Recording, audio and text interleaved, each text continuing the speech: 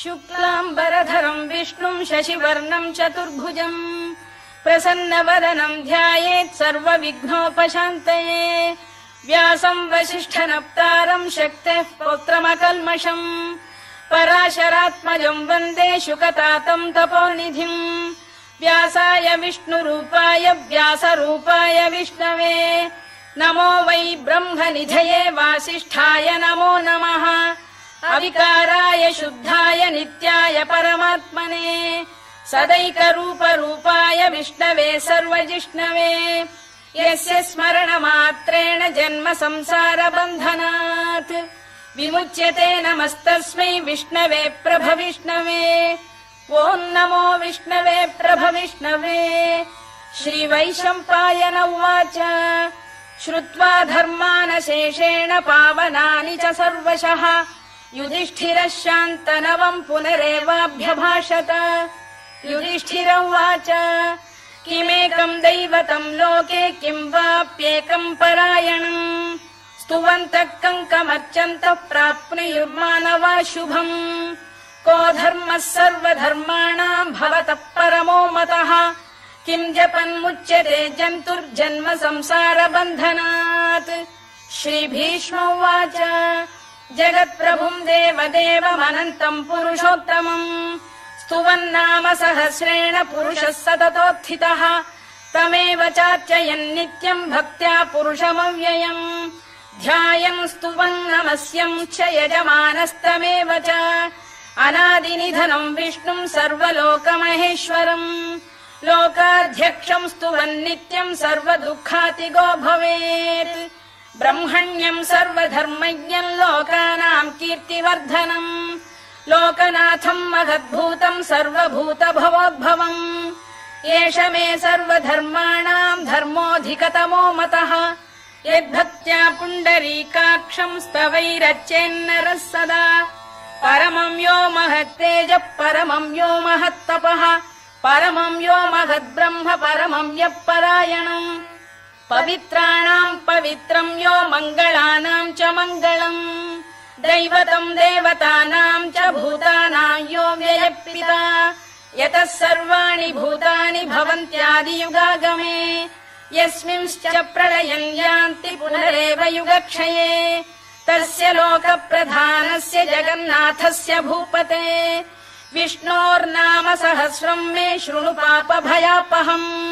यानि नामानि गौणानि विख्यातानि महात्मनः ऋषिभिः परिगीतानि तानि वक्ष्यामि भूतये ऋषिर्नाम्नाम् सहस्रस्य वेदव्यासो महामुनिः छन्दोऽनुष्टुप् तथा देवो भगवान् देवकीसुतः अमृतांशुद्भवो बीजम् शक्तिर्देवकी नन्दनः त्रिसामाहृदयम् तस्य शान्त्यर्थे विनियुज्यते विष्णुम् जिष्णुम् महाविष्णुम् प्रभविष्णुम् महेश्वरम् अनेकरूपदैत्यान्तम् नमामि पुरुषोत्तमम् अस्य श्रीविष्णोर्दिव्यसहस्रनामस्तोत्रमहामन्त्रस्य श्रीवेदव्यासो भगवान् ऋषिः अनुष्टुप्छन्दः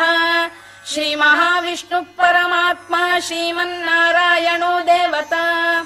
अमृतांशुद्भवो भानुरिति बीजम् देवकी नन्दन श्रेष्ठेति शक्तिः उद्भवः क्षोभणो देव इति परमो मन्त्रः शङ्खबृन्नन्दकी चक्रीति कीलकम् शार्ङ्गधन्वा गदाधर इत्यस्त्रम् रथाङ्गपाणिरक्षोभ्य इति नेत्रम् त्रिसामासामगः सामेति कवचम् आनन्दम् परब्रह्मेति योनिः ऋतुः सुदर्शनकाल इति दिग्बन्धः श्रीविश्वरूप इति ध्यानम् श्रीमहाविष्णुप्रीत्यर्थे सहस्रनाम जपे विनियोगः ध्यानम् क्षीरोदन्वत्प्रदेशे शुचिमणिविलसत्सैकते मौक्तिकानाम् माला क्लुप्तासनस्थस्फटिकमणिनिभैर्मौक्तिकैर्मण्डिताङ्गः शुभ्रैरभ्रैरदभ्रैरुपरि विरचितैर्मुक्तपीयूषवर्षैः आनन्दीन पुनीयादरिनलिन गदा शङ्खपाणिर्मुकुन्दः भूः पादौ यस्य नाभिर्वियदसुरनिलश्चन्द्रसूर्यौ च नेत्रे कर्णावाशा शिरोद्यौर्मुखमपि दहनो यस्य वास्तेयमब्धिः अन्तस्थं यस्य विश्वं सुरनरखगो भोगि गन्धर्व दैत्यैः चित्रं रम्यते तं त्रिभुवन वपुषं विष्णुमीशं नमामि। ॐ नमो भगवते वासुदेवाय। शान्ताकारं भुजगशयनं पद्मनाभं सुरेशं विश्वाधारं गगनसदृशं मेघवर्णं शुभाङ्गम् लक्ष्मीकान्तं कमलनयनं योगिहृद्ध्यानगम्यं वन्दे विष्णुं भवभयहरं सर्वलोकैकनाथम्। मेघश्यामं पीतकौशेयवासं श्रीवत्साङ्कं कौस्तुभोद्भासिताङ्गम् पुण्योपेतं पुण्डरीकायताक्षं विष्णुं वन्दे सर्वलोकैकनाथम्। नमः समस्तभूतानामादिभूताय भूभृते अनेकरूपरूपाय विष्णवे प्रभविष्णवे सशङ्खचक्रं सकिरीटकुण्डलं सपीतवस्त्रं सरसीरुभेक्षणम् सहारवक्षस्थलशोभिकौस्तुभं नमामि विष्णुं शिरसा चतुर्भुजम्। छायायां पारिजातस्य हेमसिंहासनोपरि आसीनमम्बुदश्याममायताक्षमलङ्कृतम् चन्द्राननं चतुर्बाहुं श्रीवत्साङ्कितवक्षसम् रुक्मिणी सत्यभामाभ्यां सहितं कृष्णमाश्रये।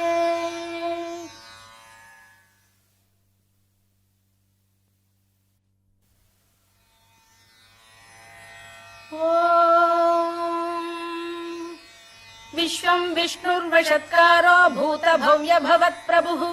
भूतकृद्भूतभृद्भावो भूतात्मा भूतभावनः भूतात्मा परमात्मा च मुक्तानां परमागतिः अव्ययः पुरुषः साक्षी क्षेत्रज्ञोऽक्षर एव च योगो योगविदां नेता प्रधानपुरुषेश्वरः नारसिंहवपुः श्रीमान् केशवः पुरुषोत्तमः सर्वः शर्वः शिवस्थाणुर्भूतादिर्निधिरव्ययः सम्भवो भावनो भर्ता प्रभवः प्रभुरीश्वरः स्वयंभूः शम्भुरादित्यः पुष्कराक्षो महास्वनः अनादिनिधनो धाता विधाता धातुरुत्तमः अप्रमेयो ऋषिकेशः पद्मनाभोऽमरप्रभुः विश्वकर्मा मनुस्पष्टा स्थविष्ठस्थविरो ध्रुवः अग्राह्यः शाश्वतः कृष्णो लोहिताक्षप्रदर्दनः प्रभूतस्त्रिककुब्धाम पवित्रं मङ्गलम् परम् ईशान प्राणद प्राणो ज्येष्ठः श्रेष्ठः प्रजापतिः हिरण्यगर्भो भूगर्भो माधवो मधुसूदनः ईश्वरो विक्रमी धन्वी मेधावी विक्रमक्रमः अनुत्तमो दुराधर्ष्य कृतज्ञ कृतिरात्मवान् सुरेशः शरणं शर्म विश्वरेता प्रजाभवः अधः संवत्सरो व्याल प्रत्ययः सर्वदर्शनः अजः सर्वेश्वरः सिद्धः सिद्धिः सर्वादिरच्युतः वृषाकपिरमेयात्मा सर्वयोगविनिसृतः वसुर्वसुमनः सत्यः समात्मा संमितः समः अमोघः पुण्डरीकाक्षो वृषकर्मा वृषाकृतिः रुद्रो बहुशिरा बभ्रुर्विश्वयोनिः शुचिश्रवाः अमृतः शाश्वतस्थाणुर्वरारोहो महातपाः सर्वगः सर्वविद्भानुर्विश्वक्सेनो जनार्दनः वेदो वेदविदव्यङ्गो वेदाङ्गो वेदवित्कविः लोकाध्यक्षः सुराध्यक्षो धर्माध्यक्षः कृताकृतः चतुरात्मा चतुर्व्यूहश्चतुर्दंष्टश्चतुर्भुजः भ्राजिष्णुर्भोजनं भोक्ता सहिष्णुर्जगदादिजः अनघो विजयो जेता विश्वयोनिः पुनर्वसुः उपेन्द्रो वामनः प्रांशुरमोघः शुचिरूर्जितः अतीन्द्रः सङ्ग्रहः सर्गो धृतात्मा नियमो यमः वेद्यो वैद्यः सदा योगी वीरः माधवो मधुः अतीन्द्रियो महामायो महोत्साहो महाबलः महाबुद्धिर्महावीर्यो महाशक्तिर्महाद्युतिः अनिर्देश्य वपुः श्रीमान् अमे आत्मा महादृधृत् महेश्वासो महीभर्ता श्रीनिवासः सताङ्गतिः अनिरुद्धः सुरानन्दो गोविन्दो गोविदाम्पतिः मरीचिर्दमनो हंसः सुपर्णो भुजगोत्तमः हिरण्यनाभः सुतपाः पद्मनाभ प्रजापतिः अमृत्युः सर्वदृक्सिंहः सन्धाता सन्धिमान् स्थिरः अजो दुर्मर्षणः शास्ता विश्रुतात्मा सुरारिः गुरुर्गुरुतमो धाम सत्यः सत्यपराक्रमः निमिषो निमिषस्रग्वी वाचस्पतिरुदारधीः अग्रणीर्ग्रामणी श्रीमान् न्यायो नेता समीरणः सहस्रमूर्धा विश्वात्मा सहस्राक्षः सहस्रपात् आवर्तनो निवृत्तात्मा संवृतः सम्प्रमर्दनः अधः संवर्तको वह्निरनिलो धरणीधरः सुप्रसाद प्रसन्नात्मा विश्वधृक् विश्वभुग्विभुः सत्कर्ता सत्कृतः साधुर्जह्नुर्नारायणो नरः असङ्ख्येयो प्रमेयात्मा विशिष्टः शिष्टकृच्छुचिः सिद्धार्थ सिद्ध संकल्पः सिद्धिदः सिद्धिसाधनः वृषाही वृषभो विष्णुर्वृषपर्वा वृषोदरः वर्धनो वर्धमानश्च विविक्तः श्रुतिसागरः सुभुजो दुर्धरो वाग्मी महेन्द्रो वसुदो वसुः नैकरूपो बृहद्रूपः शिपिविष्टप्रकाशनः ओजस्तेजोऽब्जुदिधर प्रकाशात्मा प्रतापनः वृद्धस्पष्टाक्षरो मन्त्रश्चन्द्रांशुर्भास्करद्युतिः अमृतांशुद्भवो भानुः शशबिन्दुः सुरेश्वरः औषधम् जगतः सेतुः सत्यधर्मपराक्रमः भूतभव्यभवन्नाथः पवनः पावनो नलः कामः कामकृत्कान्तः कामः कामप्रदप्रभुः युगादिकृद्युगावर्तो नैकमायो महाशनः अदृश्यो व्यक्तरूपश्च सहस्रजिदनन्तजित् इष्टो विशिष्टः शिष्टेष्टः शिखण्डी नघुषो वृषः क्रोधः क्रोधकृत्कर्ता विश्वबाहुर्महीधरः अच्युत प्रथित प्राण प्राणदो वासवानुजः अपां निधिरधिष्ठानमप्रमत्त प्रतिष्ठितः स्कन्द स्कन्दधरो धुर्यो वरदो वायुवाहनः वासुदेवो बृहद्भानुरादिदेवः पुरन्दरः अशोकस्तारणस्तारः शूरः शौरिर्जनेश्वरः अनुकूलः शतावर्तः पद्मी पद्मनिभेक्षणः पद्मनाभोरविन्दाक्षः पद्मगर्भः शरीरभृत् महर्धिर्वृद्धो वृद्धात्मा महाक्षो गरुडध्वजः अतुलः शरभो भीमः समयज्ञो हविर्हरिः सर्वलक्षणलक्षण्यो लक्ष्मीवान् समितिञ्जयः विक्षरो रोहितो मार्गो हेतुर्दामोदरः सहः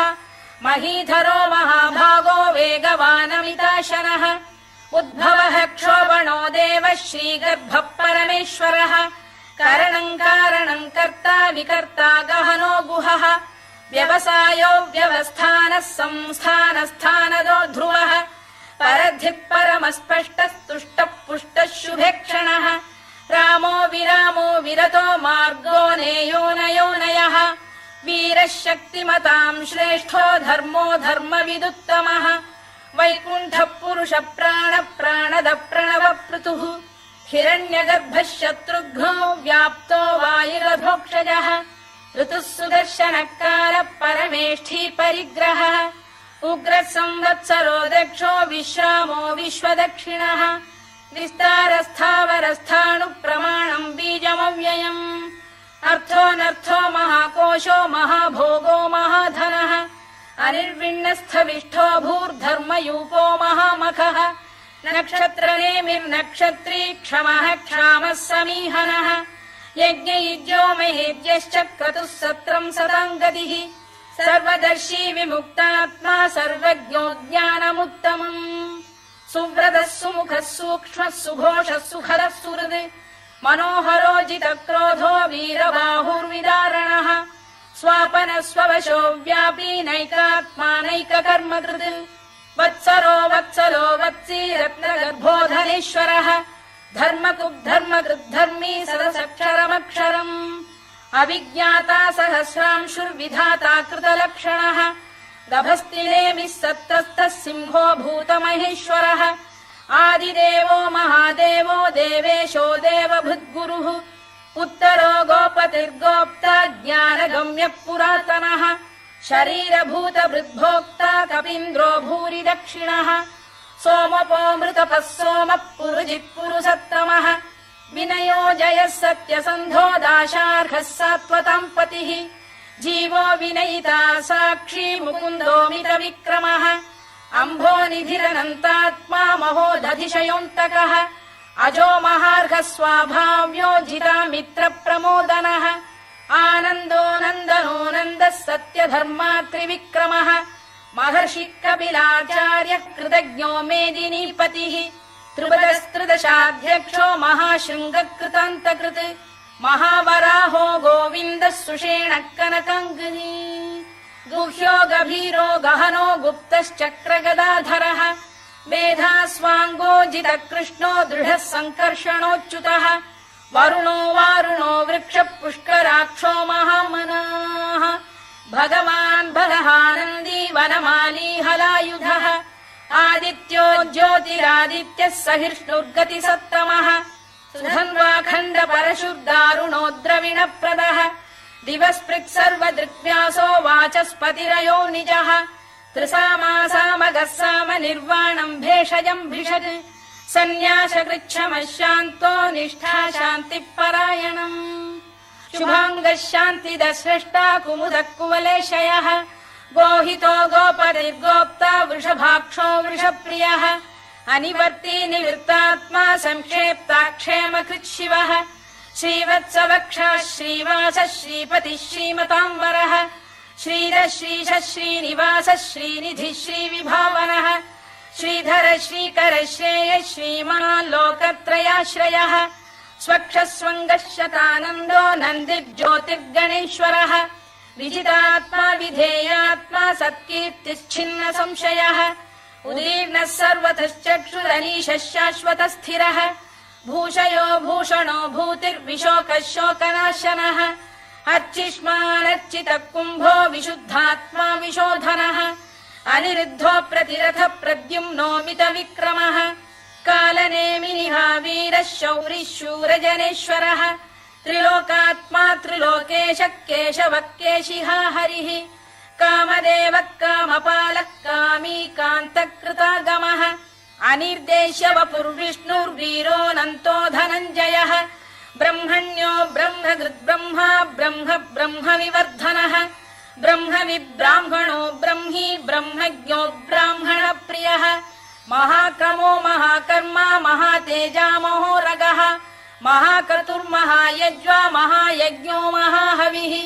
स्तव्यस्तव प्रियस्तोत्रम् स्तुतिस्तोतारणप्रियः पूर्णः पूरयिता पुण्यः पुण्यकीर्तिरनामयः मनोजवस्तीर्थकरो वसुरेता वसुप्रदः वसुप्रदो वासुदेवो वसुर्वसुमनाहविः सद्गतिः सत्कृतिः सत्ता सद्भूतिः सत्परायणः शूरसेनो यदुश्रेष्ठः सन्निवासः सुयामुनः भूतावासो वासुदेवः सर्वासु निलयो नलः दर्पः दर्पदो दृप्तो दुर्धरोऽथा पराजितः विश्वमूर्तिर्महामूर्तिर्दीप्तमूर्तिरमूर्तिमान् अनेकमूर्तिरव्यक्तः शतमूर्तिः शताननः एकोनैकः स वक्र किम् यत्तत्पदमनुत्तमम् लोकबन्धुर्लोकनाथो माधवो भक्तवत्सलः सुवर्णवर्णो हेमाङ्गो वराङ्गश्चन्दनाङ्गदी वीरः विषमः शून्यो घृता क्षीरचरश्चलः अमानी मानदो मान्यो लोकस्वामी त्रिलोकधृत् सुमेधा मेधजो धन्यः सत्यमेधाधराधरः तेजो वृषोद्युतिधरः सर्वशस्त्रभृताम्बरः प्रग्रहो निग्रहो व्यग्रो नैकशृङ्गो गदाग्रजः चतुर्मूर्तिश्चतुर्बाहुश्चतुर्व्यूहश्चतुर्गतिः चतुरात्मा चतुर्भावश्चतुर्वेदविदेकपात् समावर्तो निवृत्तात्मा दुर्जयो दुरधिक्रमः दुर्लभो दुर्गमो दुर्गो दुरावासो दुरारिः शुभाङ्गो लोकसारङ्गः सुतन्तुस्तन्तु वर्धनः इन्द्रकर्मा महाकर्मा कृतकर्मा कृतागमः उद्भवः सुन्दरः सुन्दो रत्ननाभः सुलोचनः अर्को वाजसनः शृङ्गी जयन्तः सर्वविजयी सुवर्णबिन्दुरक्षोभ्यः सर्ववागीश्वरेश्वरः महाह्रदो महागर्तो महाभूतो महानिधिः कुमुद कुन्दर कुन्द पर्जन्यः पावनो निलः अमृताशोऽमृतवपुः सर्वज्ञः सर्वतोमुखः सुलभः सुव्रतः सिद्धः शत्रुजिच्छत्रुतापनः न्यग्रोधोदुम्बरोश्चत्तश्चाणूरान्ध्रैषूदनः सहस्रार्चिः सप्तजिह्वः सप्तैधा सप्तवाहनः अमूर्तिरनघोचिन्त्यो भयकृद्भयनाशनः अणुबृहत्कृशस्थूलो गुणभिर्निर्गुणो महान् अधृतस्वधृतस्वास्य प्राग्वंशो वंशवर्धनः भारभृत्कथितो योगी योगीशः सर्वकामदः आश्रमश्रमणः क्षामः सुपर्णो वायुवाहनः धनुर्धरो धनुर्वेदो दण्डो दमयिता दमः अपराजितः सर्वसहो नियन्ता नियमो यमः सत्त्ववान् सात्विकः सत्यः सत्यधर्मपरायणः अभिप्रायप्रियार्होर्ह प्रियकृत्प्रीतिवर्धनः विहाय सगतिर्ज्योतिः सुरुचिर्कुतभुक् विभुः रविर्विरोचनः सूर्यः सविता रविलोचनः अनन्तो हुतभुग्भोक्ता सुखदो नैकजोऽग्रजः अनिर्विण्णः सदामर्षी लोकाधिष्ठानमद्भुतः सनात्सनातनतमः कपिलः कपिरव्ययः स्वस्तिदः स्वस्तिकृत् स्वस्ति स्वस्ति भुक् स्वस्ति दक्षिणः अरौद्रः कुण्डली चक्री विक्रम्यूर्जितशासनः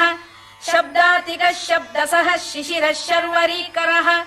अक्रूरपेशलो दक्षो दक्षिणः क्षमिणाम्बरः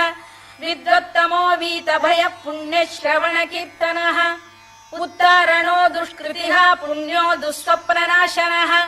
वीरः रक्षणः सन्तो जीवनः पर्यवस्थितः अनन्तरूपोऽनन्तः श्रीर्जितमन्युर्भयापहः चतुरश्रो गभीरात्मा विदिशो व्यादिशो दिशः अनाधिर्भूर्भुवो लक्ष्मी सुवीरो रुचिराङ्गदः जननो जनजन्मादिर्भीमो भीमपराक्रमः आधारनिलयो धाता पुष्पहास प्रजागरः ऊर्ध्वगः सत्पथाचार प्राणद प्रणवप्रणः प्रमाणम् प्राणनिलय प्राणभृत्प्राणजीवनः तत्त्वम् तत्त्वविदेकात्मा जन्म मृत्युजरातिगः भूर्भुवः स्वस्तरुस्तारः सविता प्रपितामहः यज्ञो यज्ञपतिर्यज्वा यज्ञाङ्गो यज्ञवाहनः यज्ञभृद्यज्ञकृद्यज्ञी यज्ञभुग्यज्ञसाधनः यज्ञान्तकृद्यज्ञगुह्यमन्नमन्नाद एव च आत्मयोनिः स्वयम् जातो वैखानः सामगायनः देवकीनन्दनः स्रष्टा क्षितीशः पापनाशनः शङ्खबृन्नन्दकी चक्री शार्ङ्गधन्वा गदाधरः तथाङ्गपाणिरक्षोभ्यः सर्वप्रहरणायुधः सर्वप्रहरणायुधवोन्नम इति वनमाली गरीशाङ्गी शङ्खी चक्री च नन्दकी श्रीमान्नारायणो विष्णुर्वासुदेवोऽभिरक्षतु वनमाली गरीशाङ्गी शङ्खी चक्री च नन्दकी श्रीमान्नारायणो विष्णुर्वासुदेवोऽभिरक्षतु वनमाली गरीशाङ्गी शङ्खी चक्री च नन्दकी श्रीमान्नारायणो विष्णुर्वासुदेवोऽभिरक्षतु इतीदम् कीर्तनीयस्य केशवस्य महात्मनः नाम्नाम् सहस्रम् दिव्यानामशेषेण प्रकीर्तितम् य इदम् शृणुयान् नित्यम् यश्चापि परिकीर्तयेत् नाशुभम् प्राप्नुयात् किञ्चित् सोमुत्रेह च मानवः वेदान्तको ब्राह्मणः स्यात् क्षत्रियो विजयी भवेत् वैश्यो धनसमृद्धः स्यात् क्षूद्रः सुखमवाप्नुयात् धर्मार्थी प्राप्नुयात् धर्ममर्थार्थी चार्थमाप्नुयात् कामानवाप्नुयात् कामी प्रजार्थी चाप्नुयात् प्रजाम् भक्तिमान् यः सदोत्थाय शुचिस्तद्गतमानसः सहस्रम् वासुदेवस्य नाम्नामेतत् प्रकीर्तयेत् यशः प्राप्नोति विपुलम् याति प्राधान्यमेव च अचलाम् श्रियमाप्नोति श्रेयः प्राप्नोत्यनुत्तमम् न भयम् क्वचिदाप्नोति वीर्यम् तेजश्च विन्दति भवत्यरोगोद्युतिमान् बलरूपगुणान्वितः रोगार्तो मुच्यते रोगात् बद्धो मुच्येत बन्धनात् भयान्मुच्येत भीतस्तु मुच्येतापन्न आपदः दुर्गाण्यतितरत्याशु पुरुषः पुरुषोत्तमम् स्तुवन्नाम सहस्रेण नित्यम् भक्ति समन्वितः वासुदेवाश्रयो मर्त्यो वासुदेवपरायणः सर्वपाप विशुद्धात्मा याति ब्रह्म सनातनम् न वासुदेव भक्तानाम् अशुभम् विद्यते क्वचित् जन्म मृत्युजरा व्याधि भयम् नैवोपजायते इमम् स्तवमधीयान श्रद्धा भक्ति समन्वितः युज्येतात्मसुखक्षान्ति श्रीधृति स्मृति कीर्तिभिः न क्रोधो न च मात्सर्यम् न लोभो न शुभा मतिः भवन्ति कृतपुण्यानाम् भक्तानाम् पुरुषोत्तमे द्यौः स चन्द्रार्क नक्षत्राखम् दिशो भूर्महो दधिः वासुदेवस्य वीर्येण विधृतानि महात्मनः ससुरासुर गन्धर्वम् स यक्षोरगराक्षसम् जगत्वशे वर्ततेदम् कृष्णस्य सचराचरम् इन्द्रियाणि मनो बुद्धिः सत्त्वम् तेजो बलम् धृतिः वासुदेवात्मकान्याहुः क्षेत्रम् क्षेत्रज्ञ एव च सर्वागमानामाचार प्रथमम् परिकल्पते आचार प्रभवो धर्मो धर्मस्य प्रभुरच्युतः ऋषयः पितरो देवा महाभूतानि धातवः जङ्गमा जङ्गमम् चेदम् जगन्नारायणोद्भवम् योगो ज्ञानम् तथा साङ्ख्यम् विद्या शिल्पादिकर्म च वेदाः शास्त्राणि विज्ञानमेतत् सर्वम् जनार्दनात् एको विष्णुर्महद्भूतम् पृथग्भूतान्यनेकशः त्रीन् लोकान् व्याप्य भूतात्मा भुङ्क्ते विश्वभुवव्ययः इमम् स्तवम् भगवतो विष्णोर्व्यासेन कीर्तितम् पठेद्य इच्छेत् पुरुषः श्रेयत् प्राप्तुम् सुखानि च विश्वेश्वरमजम् देवम् जगतः प्रभुमव्ययम् भजन्ति ये पुष्कराक्षम् न ते यान्ति पराभवम् न ते यान्ति पराभवम् ओन्नम इति अर्जुनोवाच पद्मपत्र विशालाक्ष पद्मनाभ सुरोत्तम भक्तानामनुरक्तानाम् त्राता भव जनार्दन श्रीभगवानुवाच यो माम् नाम सहस्रेण स्तोतुमिच्छति पाण्डव सोऽहमेकेन श्लोकेन स्तुत एव न संशयः स्तुत एव न संशयोऽन्नम इति व्यास उवाच वासनाद्वासुदेवस्य वासितम् भुवनत्रयम् सर्वभूतनिवासोऽसि वासुदेव नमोऽस्तु ते वासुदेव नमोऽस्तु ते ओन्नम इति पार्वत्युवाच केनोपायेन लघुना विष्णोर्नाम सहस्रकम् पठ्यते पण्डितैर्नित्यम् श्रोतुमिच्छाम्यहम् प्रभो ईश्वर उवाच श्रीराम राम रामेति रमे रामे मनोरमे सहस्रनाम तत्तुल्यम् राम नाम वरानने श्रीराम राम रामेति रमे रामे मनोरमे सहस्रनाम तत्तुल्यम् राम नाम वरानने श्रीराम राम रामेति रमे रामे मनोरमे सहस्रनाम तत्तुल्यम् राम नाम वरानने